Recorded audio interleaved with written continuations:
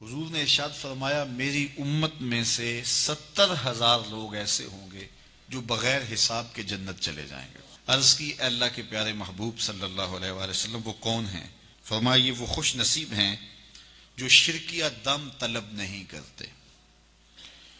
وہ دم جن میں منتر پڑے جاتے ہوں اور اس کا معنی معلوم نہ ہو، یا معنی معلوم ہو اور وہ شرکیہ ہو، تو ایسے دم کرنا، ایسے لوگوں سے دم کروانا جو شرکیہ کلمات بولتے ہیں اور ان کے پاس جانا، یہ سخت گناہ ہے اور ایسے دم کرنا شرک ہے، اور ایسے چیزوں کی تائید کرنا بھی شرک ہے۔ ہاں، اگر قرآن مجید کے پاکیزہ کلمات کے ذریعے سے کوئی دم کرتا ہے تو اس میں کوئی حرج نہیں ہے۔ جس طرح صحابہ ایک سفر پہ گئے تو کسی کو سانپ نے کاٹ لیا تو انہوں نے سورہ فاتحہ پڑھ کر کے اس کو دم کیا اور اللہ نے اس کی برکت سے اس کو شفا بھی عطا کی۔ تو اگر قرآن مجید کے کلمات سے دم کیا جائے تو اس میں کوئی حرج نہیں۔ دم کبھی کوئی آ جائے تو کر دینا چاہیے، دم درود کی یہ دکان نہیں ڈالنی چاہیے۔ آج کل یہ جو دکانداریاں بن گئی ہوئی ہیں، اور اگر صحیح بھی کوئی کرنے والا ہو تو اس کو بھی دکانداری نہیں کرنی چاہیے، بلکہ اس کو بھی یہ ہے کہ بس ٹھیک ہے، کبھی کوئی ایسا آپ جن لوگوں میں رہ رہے ہیں کہ اس کو واقعہ پیش آ جاتا ہے تو آپ کو جو ہے تو وہ پڑھ کر کے پھونک مار دیں تو کوئی اس میں حرج نہیں ہے۔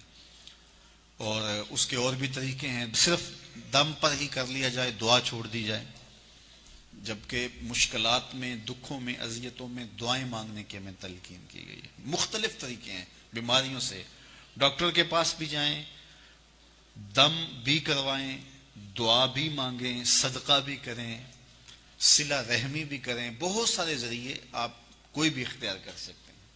تو یہ ہے کہ ہر مرض کا علاج آپ جو ہے وہ دم ہی کروائیں گے، اور پھر دکانداریاں بنتی ہیں، پھر وہ دکانداریوں سے مارکیٹیں بن جاتی ہیں، اور پھر وہ ٹوکن بکتے ہیں، پھر کیا کچھ ہوتا ہے۔ تو یہ کوئی مناسب کام نہیں ہے۔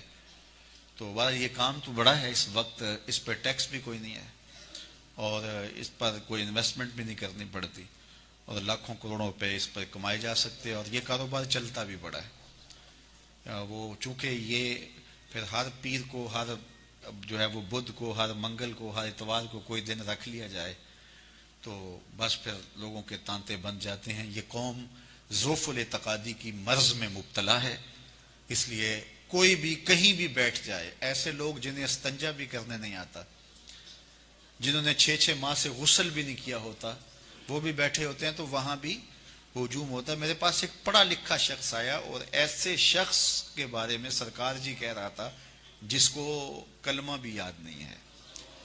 تو جہالت یہ نہیں ہے کہ اگر کوئی سکول، کالج یا مدرسے کا نہ پڑھا ہوا ہو تو وہ جاہل ہوتا ہے۔ بعض لوگ ڈگریوں کے باوجود بھی جاہل ہوتے ہیں۔